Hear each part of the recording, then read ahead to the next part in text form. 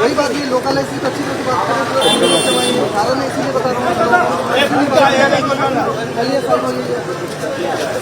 करने का देंगे भी नहीं। দিনটা একই শুক্রবার, কিন্তু এক সপ্তাহের ব্যবধানে বদলে গেল মেজাজ।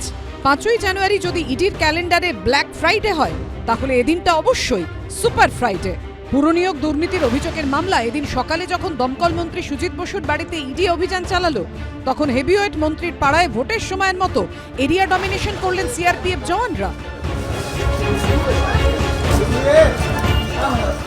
মাথায় হেলমেট, কাঁধে এসএলআর, হাতে লাঠি ঢাল, সঙ্গে কাঁদানে গ্যাসের শেল, রীতিমতো রণসজ্জা ধারণ করে মন্ত্রীর পাড়ায় দিনভর অ্যাকশনে রইল কেন্দ্রীয় বাহিনী।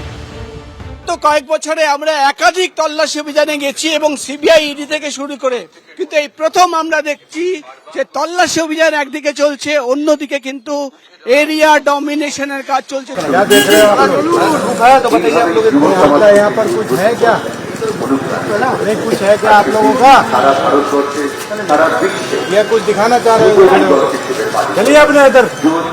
গত শুক্রবার অ্যাশন দুর্নীতি তদন্তে সন্দেশখালীতে গিয়ে দাপুটের তৃণমূল নেতা শেখ শাহজাহানের অনুগামীদের হাতে মার খেয়ে রক্তাক্ত হয়েছিলেন ইডি আধিকারিকরা। এলাকা ছাড়তে বাধ্য হয়েছিল কেন্দ্রীয় বাহিনীও, কিন্তু এদিন মন্ত্রীর পাড়ায় কড়া হাতে পরিস্থিতি নিয়ন্ত্রণে রাখল কেন্দ্রীয় বাহিনী।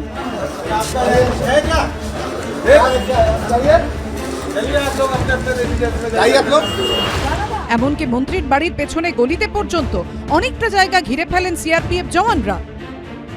কেন্দ্রীয় বাহিনীকে ইডিকে যদি কেউ আক্রমণ করে ডাকাতরা, তো সেই ব্যবস্থা নিতে হবে। পশ্চিমবাংলাতে আইন শৃঙ্খলা বলে কিছু নাই।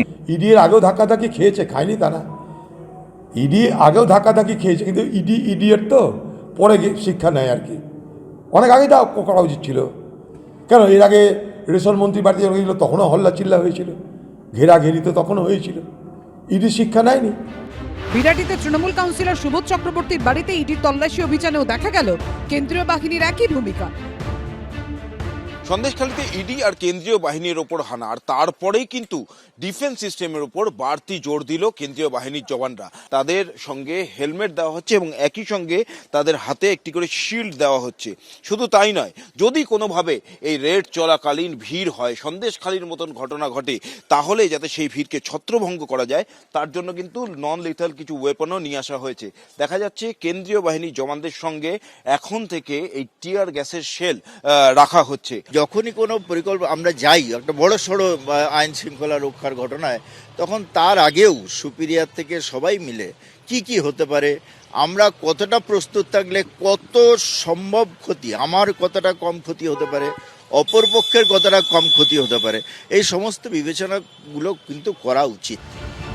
তবে বড়নগরের তৃণমূল বিধায়ক তাপস রায়ের বাড়িতে অভিযানে যাওয়া কেন্দ্রীয় বাহিনীর জওয়ানদের সংখ্যা ছিল বাকি দুই জায়গার তুলনায় কম।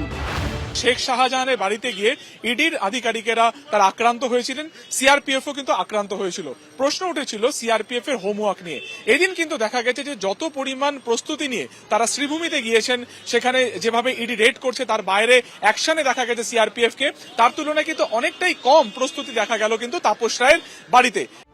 সন্দেশখালী এবং বনগাঁয় কেন্দ্রীয় এজেন্সি ও কেন্দ্রীয় বাহিনীর ওপর হামলা চালানো হয়েছিল মহিলাদের সামনে রেখে। তৃণমূল কাউন্সিলর সুবোধ চক্রবর্তীর বাড়িতে অভিযানের সময় ইডির সঙ্গে ছিল মহিলা সিআরপিএফও।